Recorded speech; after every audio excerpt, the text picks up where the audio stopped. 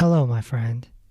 Before we start this amazing episode, I want to invite you to the personal Patreon page of this podcast.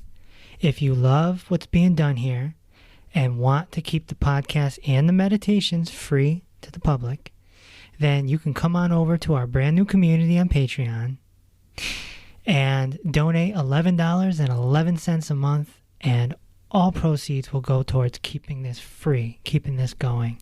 Plus, we'll be building a community together, and I'll give you bonus material. You can explore this option in the description of this podcast, or just go to patreon.com/Dr. Reese. Let's begin.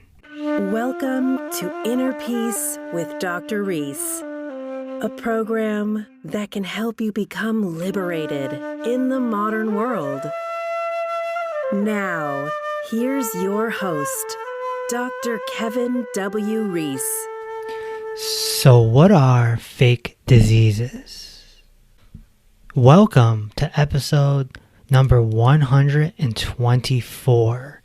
Today, I'm talking to Ryan Aleckszander. He's a nutrition expert and the author of the book, Fake Diseases. So sit down, relax, and take in this beautiful and important recording. Let's begin. Ryan, welcome to the podcast. Thank you so much for having me, Dr. Reese. How would you describe a fake disease? The whole thing about diseases is things are called diseases in order to give the jurisdiction to a licensed medical practitioner. So that means drugs, tests, and surgery. That's what licensed medical practitioners are able to do. That's what qualifies them as licensed. So anything that does not require treatment from a licensed medical practitioner in the form of drugs, tests, or surgery, in my opinion, is a fake disease. So that goes from everything from high blood pressure, blood sugar problems, even bigger problems like cancer, autoimmune diseases. Why? Because drugs do not solve these problems. These problems are not caused by drug deficiencies. There are a few diseases which are actual diseases that are not fake diseases that are treated successfully by a medical practitioner. Those are mostly in the form of infections, basically. That's pretty much all they can really actually conquer, and that's really all they can call cured. All that other stuff, cancer, diabetes, blood pressure, all that stuff, they'll never call you cured anyways. That's not their purpose. That's not what they're trying to do. They're trying to manage it forever, basically, and it's managed with drugs, tests, surgeries. The pain management system. Mm-hmm. So if you can control any of these things, and you can control your own blood pressure, blood sugar, with the exception of type 1 diabetes, which is a birth defect, which does require insulin. Everything else you can handle yourself, and therefore none of that should be called a disease. And by the way, this is why we have things like obesity and addiction being classified as diseases. Why? So a licensed medical practitioner can use drugs, tests, and surgeries for those things. Right. And thank goodness for the emergency rooms. I salute them. But you're right. It's a pain management system. They have no idea what to do with anything chronic. Absolutely. And chronic is the key word. They absolutely can save your life if you get hit by a car or you have a life-threatening infection or something like that. But all of the normal stuff that we go to the doctor for, it's not their expertise, it's not their wheelhouse, and they have horrible results, basically, especially when we're talking about cancer and everything. Horrible, absolutely horrible results. Worse than that, your life is likely to be worse after their treatment than better. Yeah. How overstated is the genetic theory? Like, passing genes, someone says, oh, your heart issue is genetic. Well, it's more than overrated. It's more than overblown, especially as we see, for instance, the occurrence of diabetes increasing, and they're still sticking to the genetic theory. How is it genetic? Our genetics have not changed over the last 100 years. They definitely haven't changed over the last 10 years. I would argue they haven't really changed at all in human history. So if anything is getting worse, then that speaks to the environmental influence of it. Nothing to do with genetics. What genetics do share, what families do share, is eating habits, thinking habits, environment. So if your mom gets cancer and you eat just like your mom, you're probably going to get cancer too. Well, you just said something very interesting. You said thinking habits. Now, there's something that isn't talked about quite often. When we dive into the subconscious mind, we start talking about beliefs and things of that nature. Oh, there's a lot of illness that can come off of thinking too, huh? Well, blood pressure is one of those great examples where we know that you can literally increase your own blood pressure right now just by stressing out. And you can also control your stress with basic deep breathing, meditation, that kind of stuff. So our thinking habits are shared to a large degree, including the thought pattern that get sick, go to a doctor. That's very likely to be communicated at the family dinner table, basically, in that as a response to illness, rather than staying on top of it. Right? You could very well have a belief system from your family that, no, you take care of yourself. No, we don't go to the doctor unless we're dying, that kind of thing. And that will reinforce the types of behaviors that you will need to do to take care of yourself. Go for the chicken noodle soup, gluten-free, rather than the Advil or whatever. That's a thinking pattern. Yeah. When you tell someone, hey, the doctor can't really help you when they have something chronic going on, this really freaks people out, man. It can freak somebody out who isn't educated that, they can handle it themselves, or they could talk to someone like you who understands nutrition in the body. When is society gonna switch to this kind of old school mentality of, the grandma's prescription? Grandma's method is very effective, and it's very effective. That's part of the reason I wrote this book, is to get away from these belief systems, because if we believe that diseases are things that need to be treated by licensed medical practitioners, then we will probably go to a doctor for, again, something that you can be in complete control of. And if you think of a disease that way, then you tend to think that you can catch a disease, right? Whereas you can catch an infection. And notice, by the way, I like to use the example of sexually transmitted diseases, because when I was growing up, it was called sexually transmitted diseases. Now they switched it to infections, STIs. And it's ironic that that's really the only class of disease that you do need to go to a medical practitioner for, number one. And number two, they do have success with. But it makes sense. And they changed the name disease. Meanwhile, it makes sense to call it a disease in that context. You do catch it. You do treat it with a licensed medical procedure.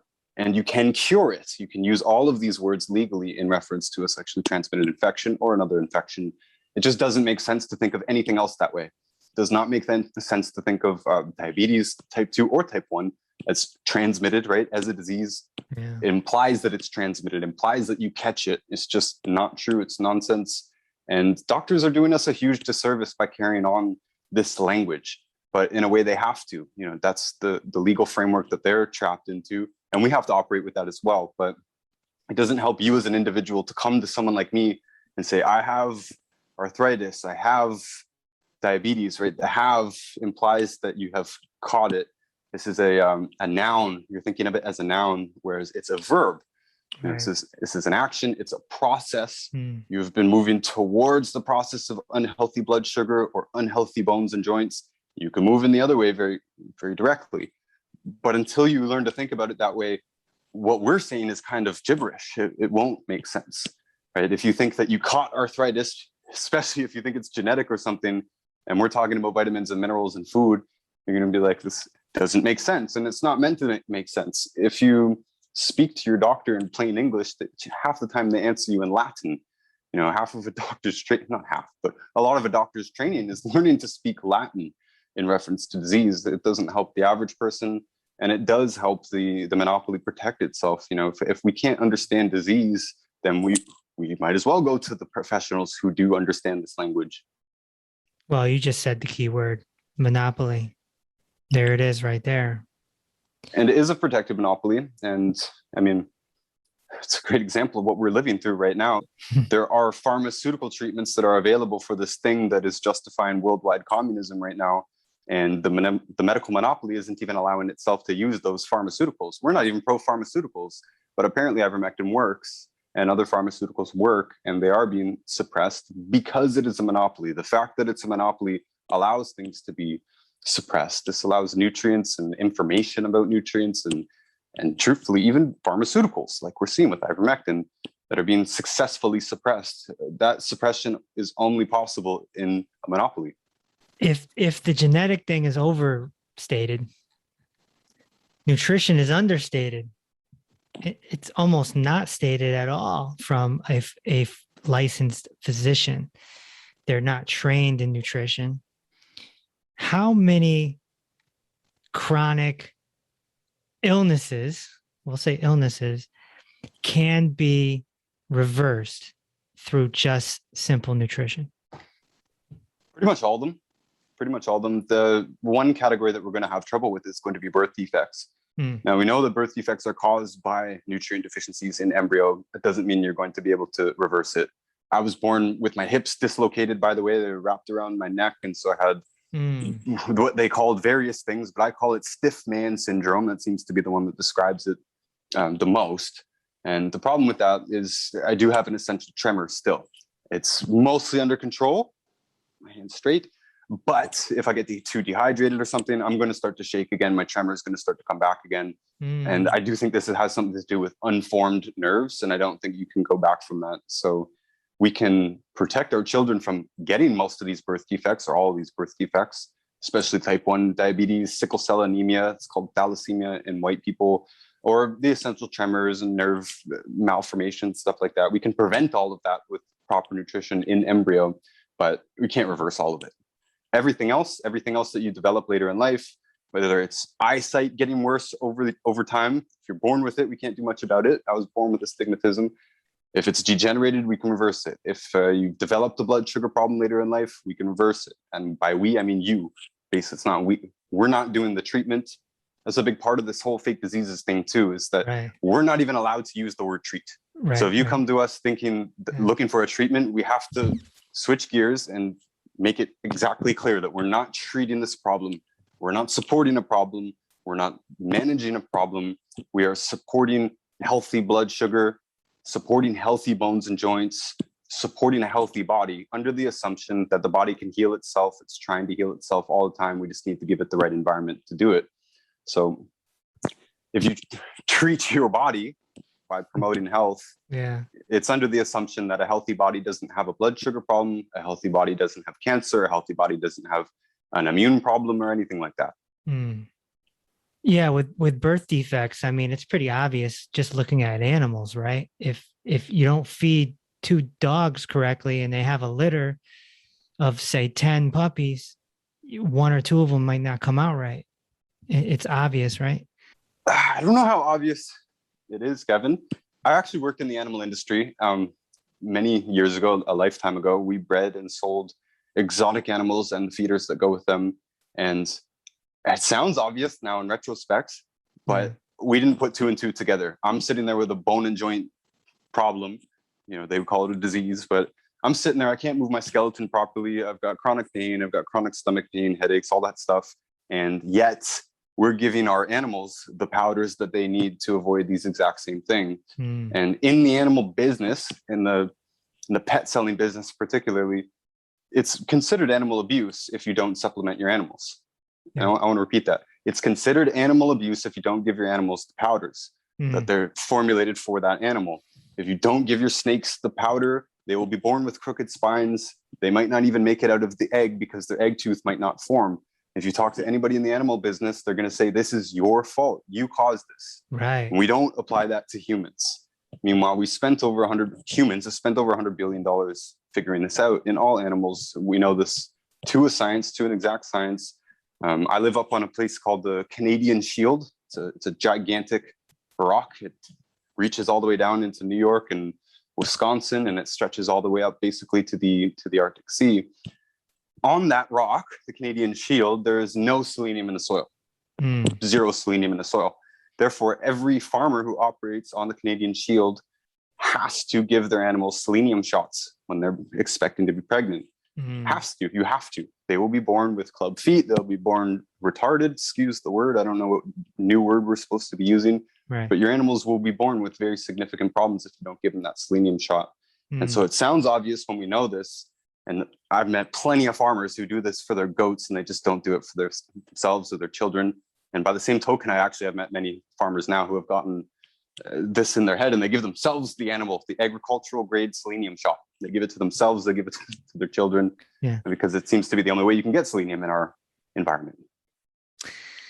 And so, this is the foundation of your mentor, Dr. Joel Wallach's work, right? Seeing this with animals and saying, wait a second, they're vertebrates, we're vertebrates. Why aren't we getting the same nutrition as the animals? That the animals, the answer is health insurance. Right. The animals are a product when they're healthy, and we're a product when we're sick. Well, in the animal businesses, you're not going to be profitable unless you supplement your animals, period. Your animals will have huge problems very quickly within one generation, and that's on you. And most people in these businesses actually care about the animals. So it's heartbreaking. I've had it. I couldn't figure it out. Say, okay, well, I had a lizard once that prolapsed. I don't know if you know, it's the intestine comes out the back end. Broke my heart. I cried for days because I couldn't do anything about it, and I knew it was my fault. Right. And this is what can happen with our own children, and basically we know how to take responsibility for this. There's no excuse at this point other than ignorance that's supported by the medical industry. And again, why? It's because of insurance. It's because in the animal industry, we do not have insurance for animals. Interestingly, every time I say this now, I say that, we've solved this in animals basically because we don't have health insurance for animals. A bunch of people message or comment and they say, but I have insurance for my dog, actually.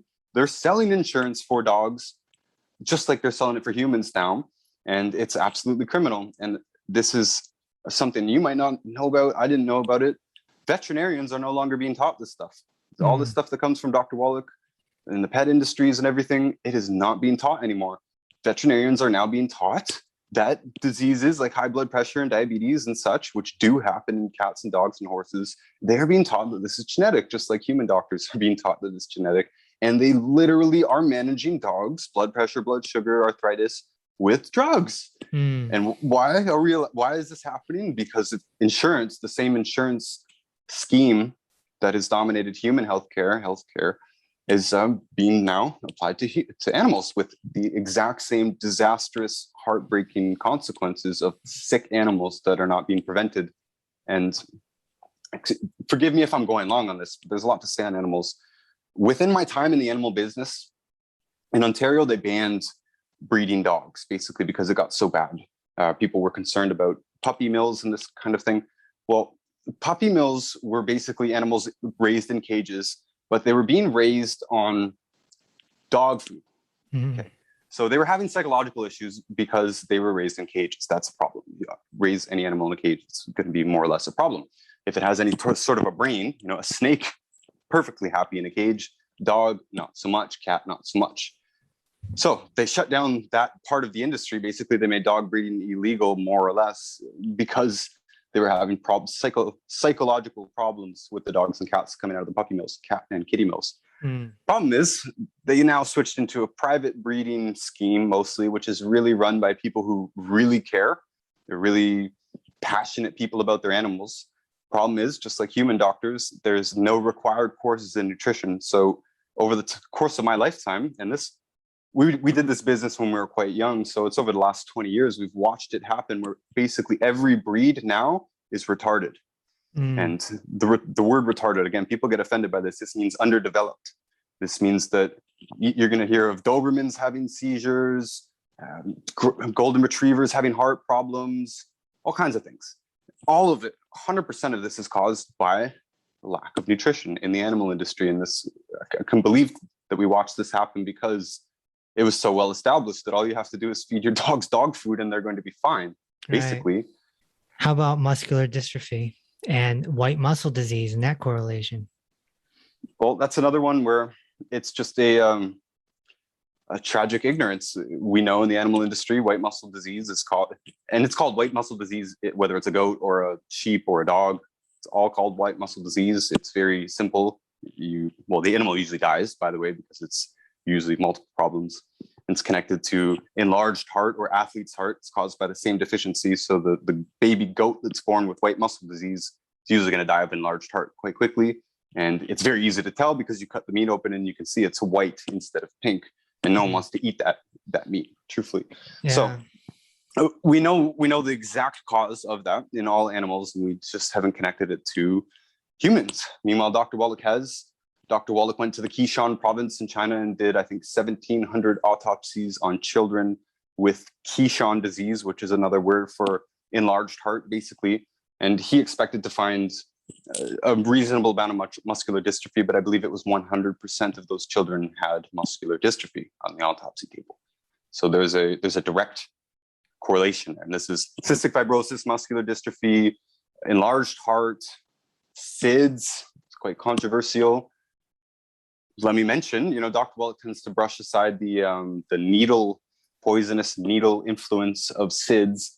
Well, one of the things that injecting poison into any human being does is it greatly increases the need for selenium. And selenium is the mineral, it's the master antioxidant, basically. It's the mineral that your body is going to need to deal with any poisons, including mercury, including whatever the heck, formaldehyde and all this stuff that's in these needles. So if you put a poison needle into a child, you've tremendously increased their need for selenium. The body's going to use whatever selenium's there. If there's none left, might die of a heart attack that very day. Right. And this is cardiomyopathy heart attack caused directly by selenium deficiency. Yeah. And Dr. Wallick, if I'm not mistaken, he got selenium approved for baby formulas, right? Through the Well, they had to fight the FDA. They had to fight the FDA quite hard. 3 times he sued him, right? 3 times. Mm-hmm. And there is qualified health claims now having to do with selenium because of Dr. Wallick and his legal team. And apparently that was quite a battle. Truthfully, the FDA does not want to recognize the efficacy of natural solutions to problems. They didn't even want to recognize that sudden infant death syndrome was an actual problem. Truthfully. Is Dr. Wallick a genius? Well, he reminds me of like a character from like The Big Bang Theory or something. Like he's just like, I don't know. He's in his 80s. He's still studying. He's still researching. He's a nerd. In his words, he usually attributes it to God. He usually said it, I was in the right place at the right time. And if you follow his story backwards, it seems to be true. So he was born with health problems. He had the Tourette's much stronger than I did. Tourette's being any involuntary muscle movement, basically.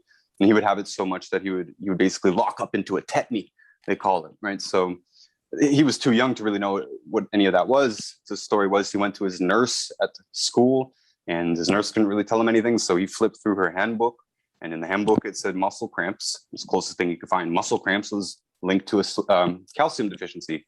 So his story is he went home and he switched out his cereal for calf pellets because he knew by feeding the cows, it says on the box, you mix this stuff with the alfalfa because it's got lots of minerals in it, including calcium. So he started eating that, and his problem mostly went away.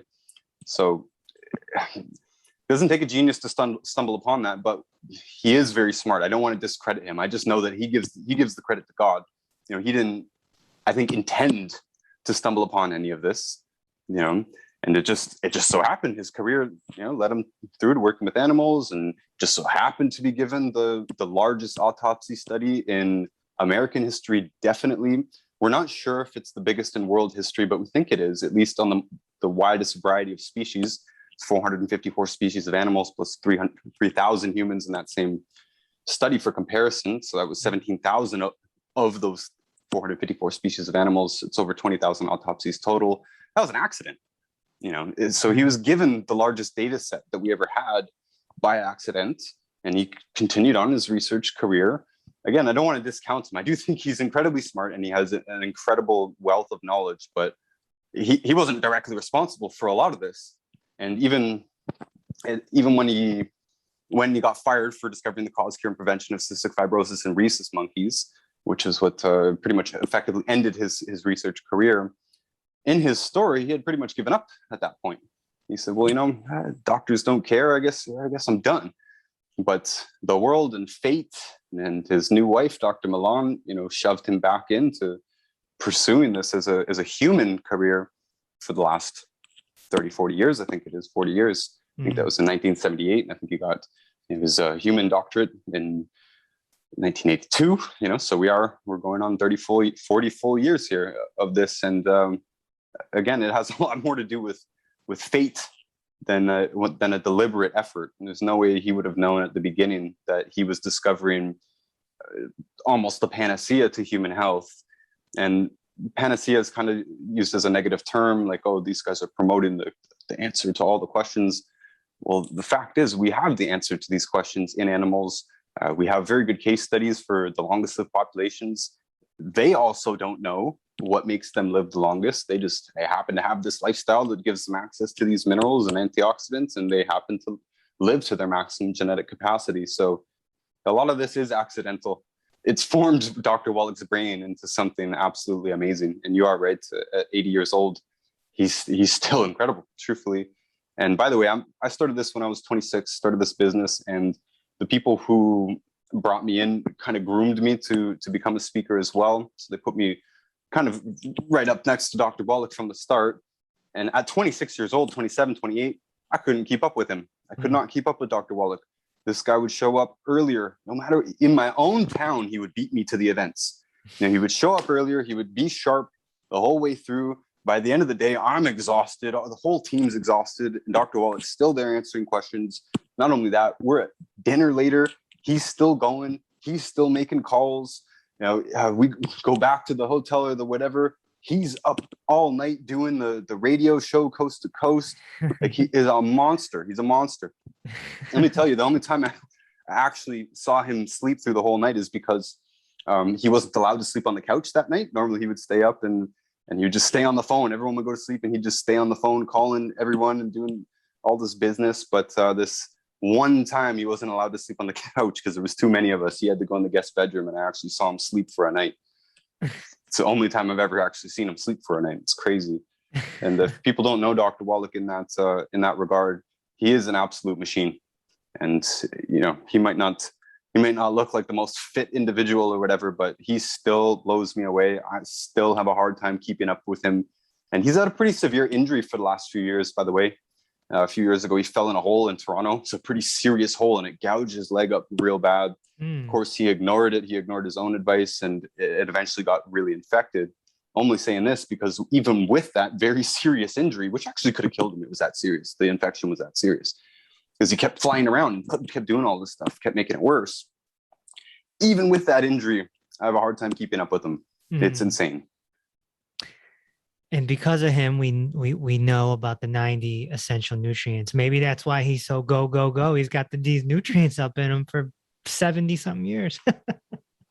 He does take a lot. And of course, he will credit his energy to that, basically. Yeah.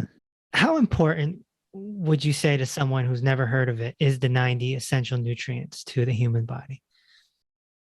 Well, it's foundational. I mean, again, with the dogs and the cats, if you feed your dog and your cat the human food that you're eating, made with love, fully organic, all that, it won't take long for them to develop a disease. It shows up much faster in a dog or a cat, and they fail much faster. So that's it. You read the label of your dog and your cat food, it has the nutrients in it. It might not have the entire 90, but it does have the trace minerals and the key minerals, particularly, especially the selenium and the calcium group. So how important is it? There's nothing more important. There's nothing more important. Exercise. I worked at a gym for 4 years. It has almost nothing to do with health, in my opinion. Yeah. I've seen people run on the treadmill for years, literally years, come in every day. I'm one of them. I used to be Rocky Balboa, man. Now I just go for walks. Walks are great. One of the best forms of exercise. I hate jogging. I hate salads. And I only use the word hate to dramatize it, but it's got nothing to do with health, basically. Right. The food in our grocery stores has almost nothing in it. You can eat all the salads you want. You'll never be full. You'll never be nourished.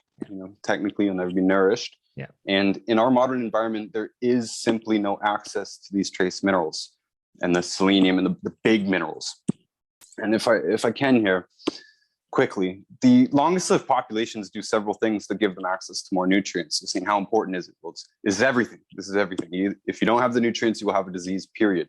Because most of these nutrients are caused most of these diseases are caused by nutrient deficiencies. The longest lived people, they happen to live in places that give them access to water that is mineral rich, that they can use to irrigate their fields. Sometimes they call that glacial milk, but it doesn't have to be glacial. You could live in a different place like Okinawa or whatever. They just have to have the minerals there somewhere, somehow. They also use wood ash because they burn either wood or manure or seaweed. All the minerals are present in trace amounts in the sea. So if you take seaweed or anything out and you burn it, now you're left with plant-derived minerals. The carbon is burned away and you're left with plant-derived minerals.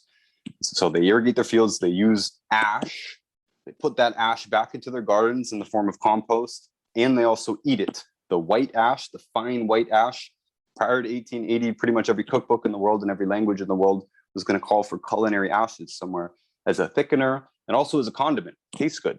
You add minerals to stuff, it tastes good. If there's not enough minerals in the soil, your turmeric will taste like nothing. It'll just be yellow. It won't have the taste. Right. The more minerals that are in the soil, the stronger the taste is for all that stuff.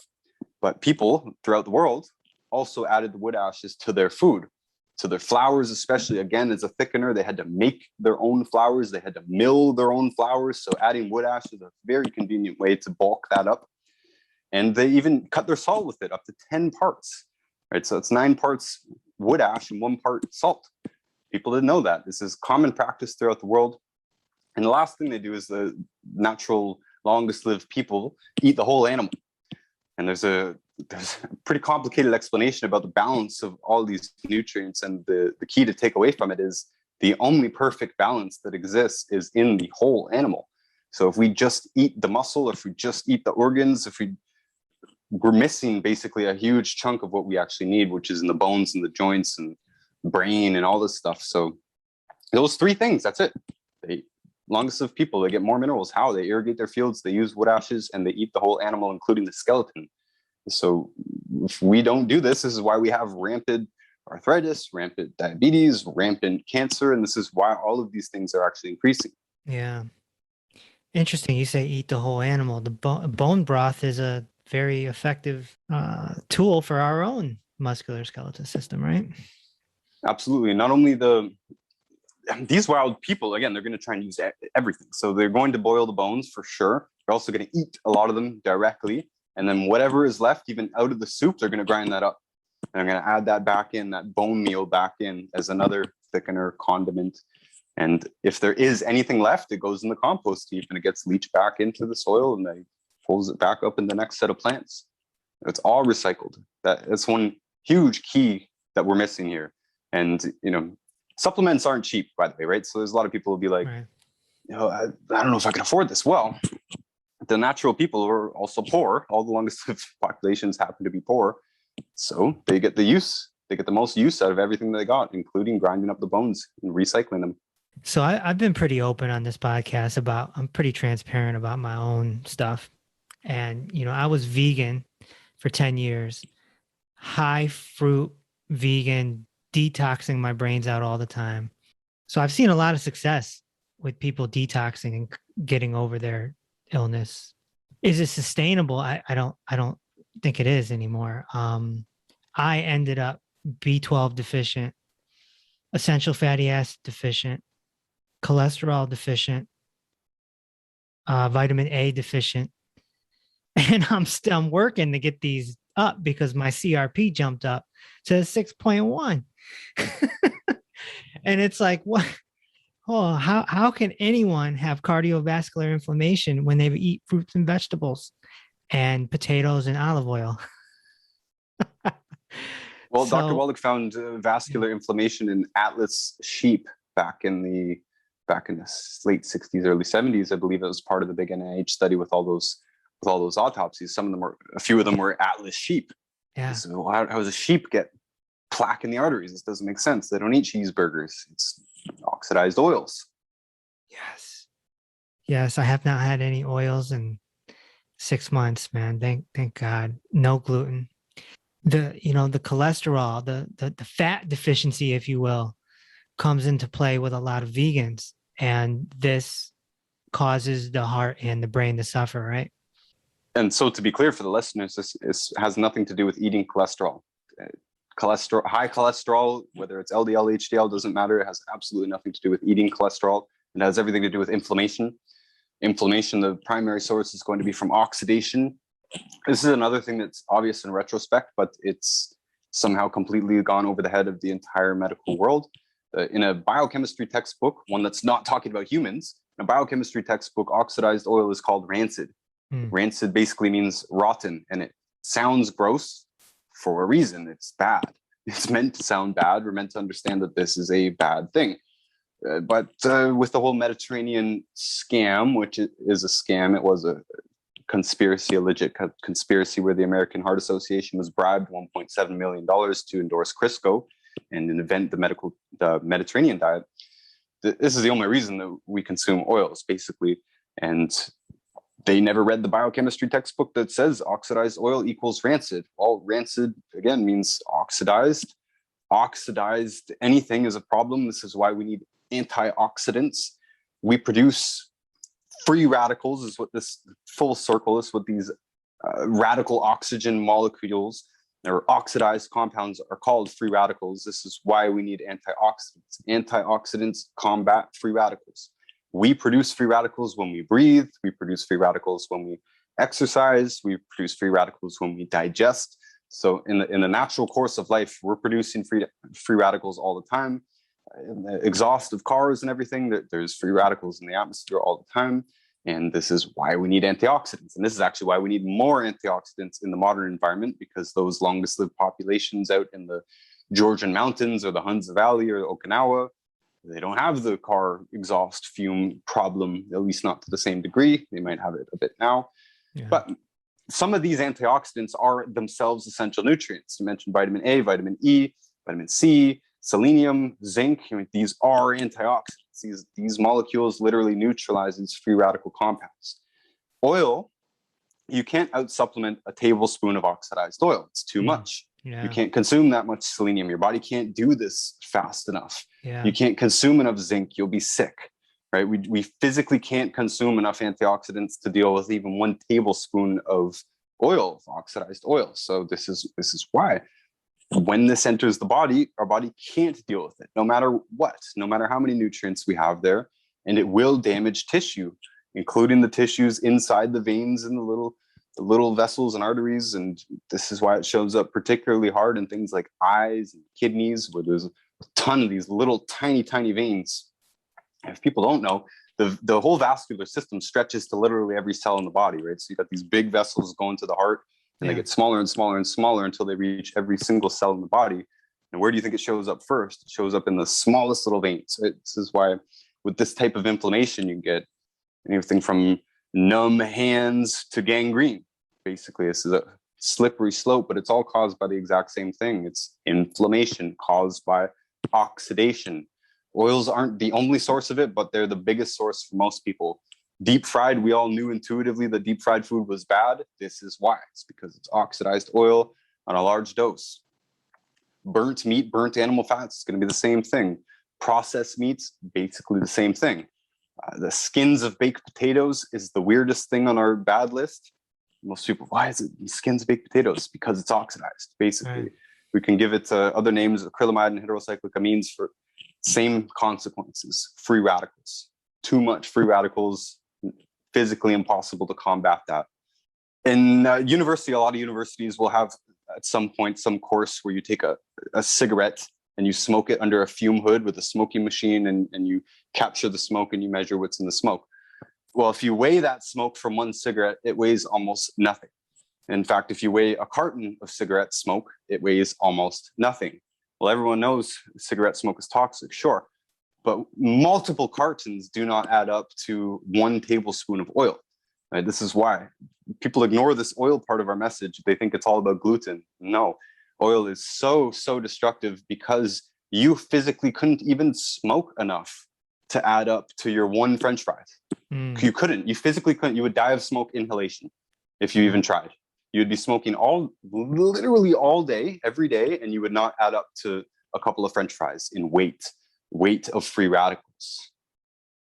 And it's a physical thing. It requires a physical molecule of selenium, zinc, or whatever. It requires a unit of antioxidants to deal with a unit of free radicals. So if you put too much on this side of the equation, you're screwed. You just simply can't keep up on the other side of the equation. Yeah, I have a friend who has an aunt who has recently been diagnosed with dementia. Vegetarian her whole life, very strict with the diet. You know, this is sad because I was always under the notion, that the fruits and vegetables will protect you from anything if you eat enough of them. But one, right, we're not getting the fat that we need for our brain, and two, you got to supplement, right? You just can't get enough from fruits and vegetables. It's not possible. Even those longest lived populations, um, by the way, there's a lot of modern people out there saying like, yeah, I'm sure you've read like the China study or the Okinawa diet. I mean, they're literally claiming these populations are vegetarian. It's just not true. There's no such thing as a willfully vegetarian population. There is no longest lived, no wild population that avoids anything really. They'll eat literally anything that's edible in their environment. And when they do catch an animal, they eat the entire animal again.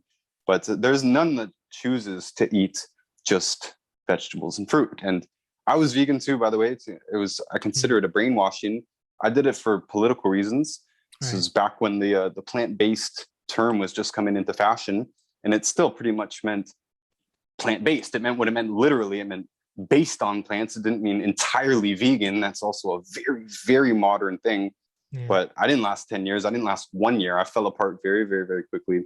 And I added eggs back in, and my hair started coming back. My hair color started coming back. This is in the early 20s. And so I was falling apart.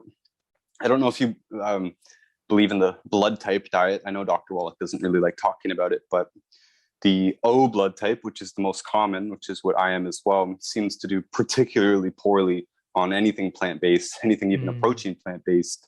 And so that was me, and I fell apart very quickly. Now, the longest of populations out there too, they also incorporate what we would now call local, eat local. They don't ship in pineapples from Ecuador to, in October. They just don't, they eat what is available to them. And for the most part, fruits are not available to them. A lot of these populations live at high elevations. They have very, very little fruit or berries available at all. And they eat them when they're there, but it's by no means a dominant force in their diet. And again, none does not exist. There's no population that says, "Oh, we're not going to eat that." They'll eat pig, they'll eat squirrel, they'll eat mice, they'll eat anything that they can. If it's worth the effort, they'll do it. Yeah, I still love my fruit. I had a big bowl of grapes for lunch, but I balance it now with eggs and fish and definitely my 90 essential nutrients. I feel like there's a balance. Don't we need some sort of balance? And you mentioned eggs, which, could be considered a superfood. They're so demonized. Why is that? Well, I think the medical medium has quite a lot to do with that. Anthony Williams. There's a lot of people who are claiming that eggs are going to be making them sick. People are claiming that eggs have given them acne. Now, I will agree. If you're severely imbalanced, eggs could be a problem. If you have a liver problem existing, eggs could be feeding that liver problem.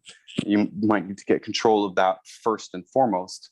You could do it by way of celery juice, but more likely it's a selenium deficiency. It's another, selenium comes up again and again and again in this business. And anytime we talk in detail, liver health is pretty much fundamentally derived from having enough selenium. If you don't have enough selenium, you'll have what's called fatty liver or liver cirrhosis.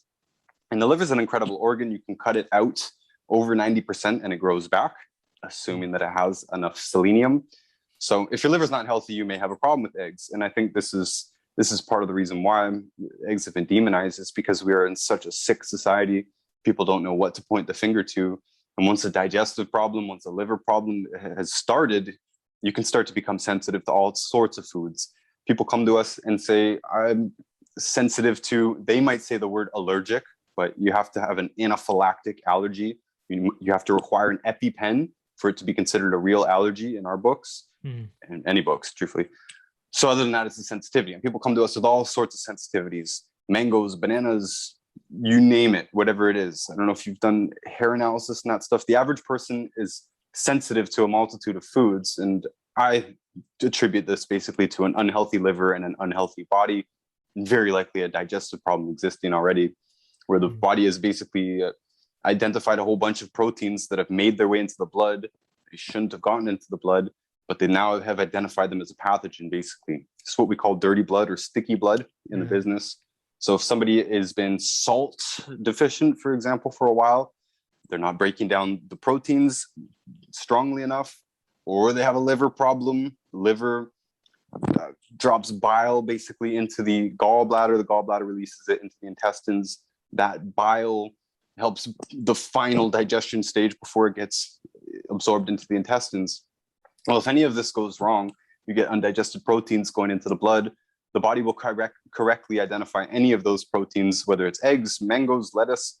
It'll identify it as a pathogen, and you could have a sensitivity to that for a long time. It can take a long time to really fully correct that.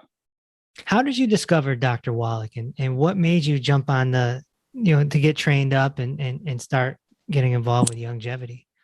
Interestingly, it started with Alex Jones. Okay. I didn't even know who Alex Jones was, but Dr. Wallick went on Alex Jones, and a friend of mine watched InfoWars, Alex Jones, and that product that he was talking about was Tangy Tangerine. My buddy hops on a bus and he sees that product. The bus driver's got that product. Well, that bus driver, his name was Nelson. He's my upline. He's our upline now, basically. So he brought little Dan into the fold. Little Dan told me. Now, he told me because he knew I was I use the word crippled. It's a bit dramatic, but I grew up in pain. I couldn't play sports. I might look like I got all this energy now. I could not move. I couldn't do this for most of my life. If you called my name, you said, "Hey, Ryan," I would have turned my whole body to look at you, because either I would have been in so much pain that I couldn't move properly at that exact moment, or I would be so frightened of pulling one of my muscles out that I just naturally learned to just move stiff and slow. So my buddy told me, because he knew I was in horrible health, and Ryan reads books, so we'll give him the books. Books didn't really, they gave me Dr. Wallick's books. I read a bunch of them. I didn't get it. My friends were addicted to Tangy Tangerine, but Tangy Tangerine doesn't have enough of the minerals in it, basically for the bones and the joints and the muscles. My main problem was a muscle problem. So I was on the Tangy Tangerine. I got just as addicted as my friends to that over the course of a year, but that didn't fix the problem. Old man Nelson, once again, dragged me to an event in Indianapolis. We heard Ben Fuchs speak. It finally made sense a little bit to me now. He grabbed me 6 sample packages. I took those 6 sample packages of the OsteoFX product. That's the bone and joint support product. By about the 4th one, I could move fully for the first time in my entire life. And so it was very dramatic. And I think the only reason that I took this up full force was because it was that quick. I didn't even realize how bad I was. I didn't realize how unhealthy I was. I knew all this stiffness and everything, but I thought, hey, I was born with birth defects. This is just how it is. I'd gotten used to my life being in complete pain, top to bottom. And when it was shaken off, I just couldn't believe it. And I was almost enraged with a righteous indignation as well. I don't blame my doctor for not knowing any of this, but I grew up as a very miserable person in pain, every type of pain that you can name. How are you supposed to be happy? I didn't have a childhood because of this. Right. So when I was able to shake it off in under a week, really righteous indignation is the right word. It's the correct word. Yeah. I was really felt empowered to go and start doing this. Yeah. I started selling it right away. Didn't even know how to sell it. Wasn't making money on it. I was basically just buying it from Nelson and reselling it.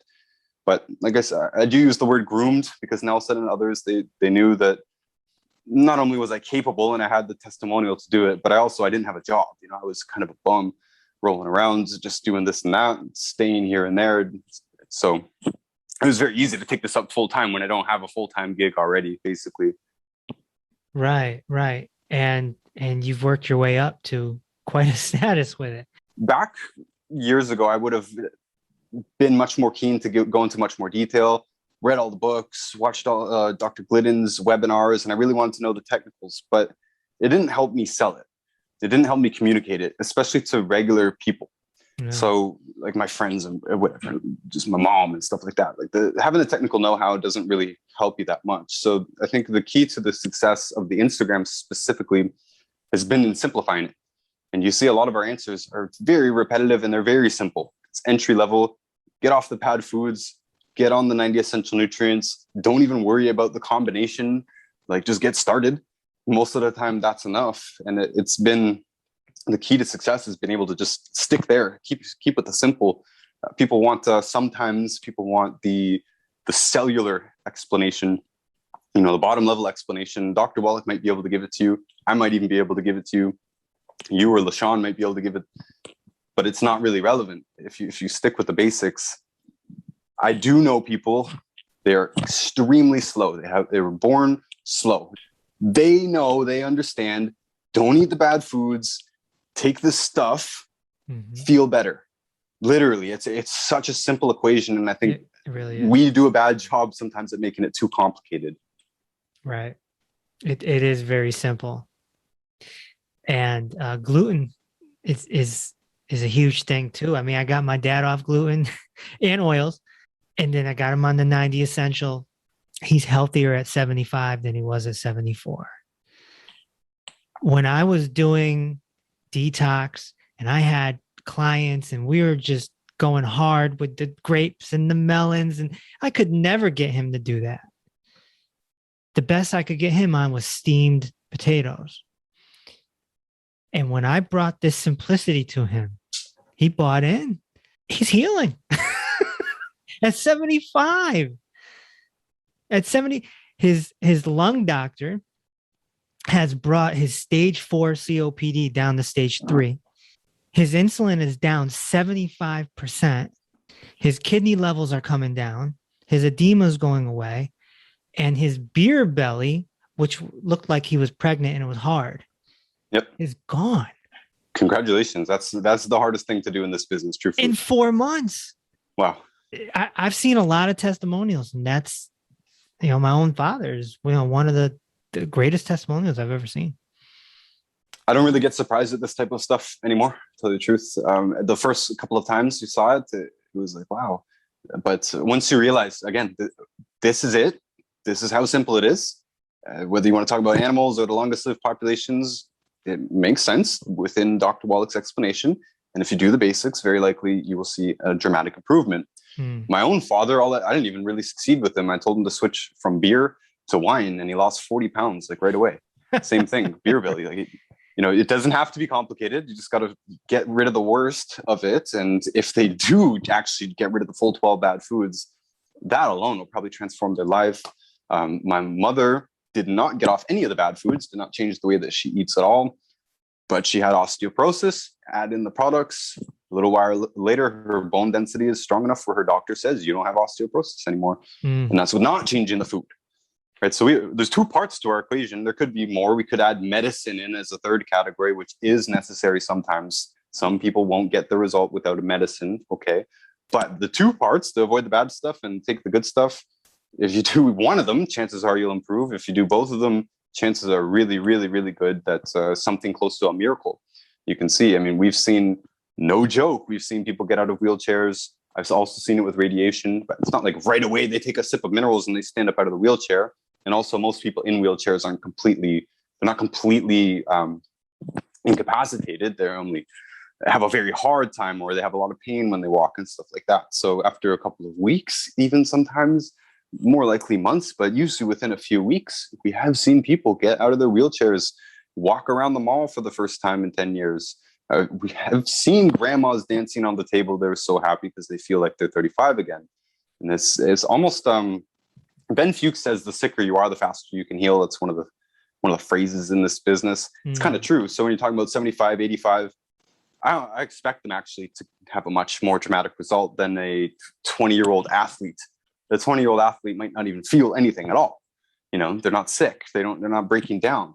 They might report that they feel better, but that's not really the pitch. The pitch is for them, it would be to avoid future problems. But when somebody is extremely low, if they're at 1 out of 10, it's very easy to bring them up to 8 or 9 very, very quickly. Might take a while to get that last notch, but the 22-year-old who's already at 9 is quite hard to see an actual result. And it's good. We don't want anything dramatic to happen. You want to avoid these problems in the future. Yeah. Some people are very against supplements. They're like, no, it's not natural, something like that. How do you respond to that? Well, that whole story about how the longest lived populations get their nutrients with water irrigation, with bones, and with wood ashes, that's supplementing, whether we want to use that word or not. Someone can be a naturalist. They can want to do it the natural way. That's fine. you still need to get minerals in. And I usually just point them towards the plant-derived minerals. Those natural people, they might not like the amount of ingredients in, for example, the tangy tangerine or something. Hey, that's fine. Message doesn't change. If you want to be a purist, it's a better word than naturalist. If you want to be a purist, you can eat your vegetables and your fruits and stuff, and you can get your vitamins that way. You can eat your meat and get your amino acids, and your eggs and get your amino acids. And you have to still supplement with your minerals. Have to, period. Those long-lived populations, again, what do? They supplement their fields. They take the wood ashes and they supplement their food. They put it directly into their food. You cannot do it without supplementation. And there isn't an animal that can do this either. Again, the cows, goats, you cannot just let your cows or your goats or whatever, you can't just let them graze. They will die. They will start to wither away. Chances are they will stop eating. Whether it's a snake or something too, you're just feeding it mice. After a while, it'll stop eating, I promise, because you need to supplement them. Because in the wild, animals know how to go and find their nutrients. In the wild, the cows and everything too, they will eat mice. They will eat bird eggs. They will eat the bird if they can catch it. They will eat it. They will chew on each other's horns. If they're minerally deficient, they'll be chewing on the feed box. You'll start seeing them chewing on trees and roots. Yeah, they're looking for minerals. Horses will start chewing too, right? It's called cribbing, right? That's one of the things I love in this business. We call it munchies in humans, but it's called cribbing in animals. And if you walk onto a farm and you see there's bite marks everywhere, that farmer is doing a bad job. And chances are they know it. Chances are their friend told them or their father told them, what are you doing? You need to give your animals a salt block with trace minerals on it, or they're going to eat everything. And guess what? They're going to keep losing weight. They're going to keep withering away. At worst, some of them, like a bull, for example, a bull cow, if it gets too mineral deficient, it will form kidney stones. And in animals, it's not just uncomfortable, or cattle, it's not just uncomfortable. They'll get water belly and they'll die. You know, so this could be the difference in feeding your family next season or not, whether you have this bull or not. So you can't play around with this. And people who think that I don't want to supplement, you'll kill your animals with that mentality. You kill yourself with that mentality as well. So you have to. You can find the most natural sources that you like. Sometimes people go as far as to say, "Hey Ryan, if I go to the sea and I get seaweed and I burn it, can I do it that way?" And my answer is, I mean, the people who do this in the longest lived populations, they do this all day, every day. There is always something burning for fuel and for cooking, always, period. So this is like 5 pounds of this plant-derived wood ash, plant-derived minerals, about 5 pounds of it per stove per day. It's a lot. It's a lot of material. And if we were to try and replicate this in the modern environment, you're kind of just being wasteful. You're just burning stuff for no reason. If you live somewhere that doesn't have all the nutrients in the soil, which is most of the earth, then you're wasting your time spinning your wheels as well. Because if you get 40 out of the 60 essential minerals, you're going to die of a mineral deficiency of one of those other 20 minerals. I know it sounds dramatic. Sometimes people go, let's count the times Ryan says you're going to die in a speech, but it's true. If you get 89 of the 90 essential nutrients, you're going to die from the one deficiency that's left over. So you can't leave this to chance. The farmer can't leave this to chance. The pet breeder can't leave this to chance. And if you live in, again, pretty much anywhere, you're not going to get the nutrients. So the only exception is by using seaweed. Yeah, so we might as well just have the 90 essential nutrients and keep that baseline going inside of us, right? You might as well. Even further, again, on the bone, like the bone joint product is the one that got me out of pain. Why? Because that is the stuff that we need the most of. We need more calcium and cofactors than all of the rest of this stuff pretty much combined. Right. Well, if you've ever made bone soup at home, you know that it's not the easiest thing in the world to do. It's not the most convenient thing in the world to do. We do it, but man, in the summer, it gets hot in the apartment. You're having this boiling all the time. It's releasing steam into your apartment all the time. Well, if you're a peasant out there in the Hunza Valley, you don't have a choice. That's what's going down in your house all the time. The pot is boiling all the time with those bones in it. But it can make your modern living a little bit uncomfortable to do it that way. And if you've ever ground bones yourself, you know, it's a lot of work. This is why, you know, mom and grandma and kids basically would be in the kitchen all the time, 100% of the time, dealing with this, dealing with the pot that's boiling, dealing with the grinding of this and the adding to that. And it's not always directly split up by sex too. The old man who's retired from the field can be in there helping the kitchen as well. But we split up the work is what I'm saying. when we are trying to do this ourselves, a lot of work. You better watch the pot all day. You better be grinding this, and it's too much work. In those longest lived populations, they always split up the work. Some people are working the fields, some people are working the kitchen, and together all of this effort adds up to having an abundance of nutrients. It's very, very difficult to replicate in the modern environment. And if you don't live by the sea, it's just simply not happening. Again, on the Canadian Shield, there's millions of people that live in that region. And it's impossible for you to get all your nutrients. Physically impossible. Burn all the wood you want, burn the whole forest down. You can eat all the wood ashes you want. It's never going to happen because there's not enough selenium in the soil.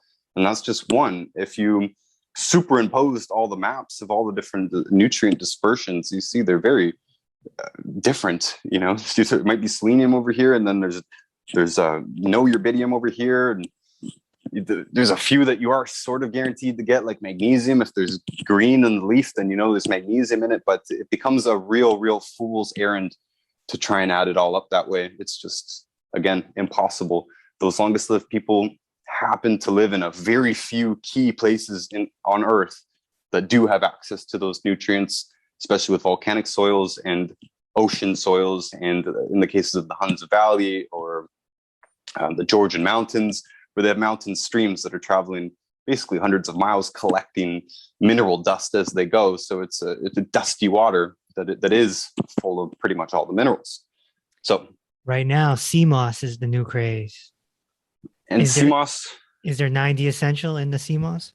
Well, sort of what I was just saying, that all the minerals are present in seawater. That is concentrated every step up the food chain. It's called biomagnification or bioaccumulation. It's about 10 times. So if there's 1 unit of X nutrient, mineral, not vitamin, mineral in the water, then there's going to be 10 times that in the sea moss. There's going to be 10 times that in whatever animal eats the sea moss, and so on up the food chain. Toxins also accumulate. That's why you get more mercury up in tuna and shark and stuff like that. Red snapper, bigger fish that eat little fish, everything is accumulated up in them. Can you do it with sea moss? Yes, but not economically. Not economically. And do you just eat the sea moss? No. The people in Okinawa or the Nicoya Peninsula in Costa Rica, they burn it. They burn the moss, right? So they're not eating it. You can eat it. You just physically won't be able to eat enough of it. So could you do it with sea moss? Just, again, not economically. And we use humic shale, by the way. It's ancient compost, ancient sea plant compost. We know that because the layer of limestone above it, it's on top of a mountain in Emory, Utah.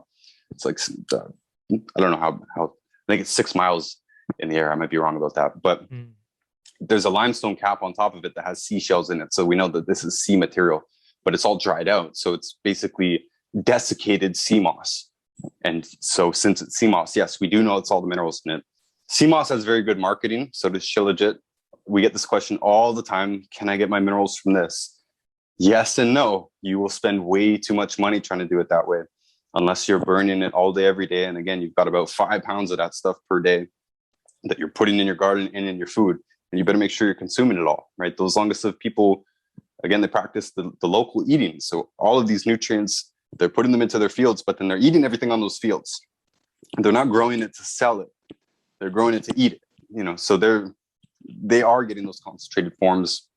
They're not buying it in a bottle of sea moss. It's just not enough. There's no way. So it's quantity. The 90 essential nutrients long term is going to be more economical, and it's lab tested too, right? So we know what we're getting. Well, yeah. When it's humic shale, I mean, I don't know if you've ever been there. You should put it on your bucket list to go to Emory, Utah, and take a tour of the mine. It's a very cool place. Taylor family will give you a tour for free, but they have 100 cubic miles of the stuff. 100 cubic miles.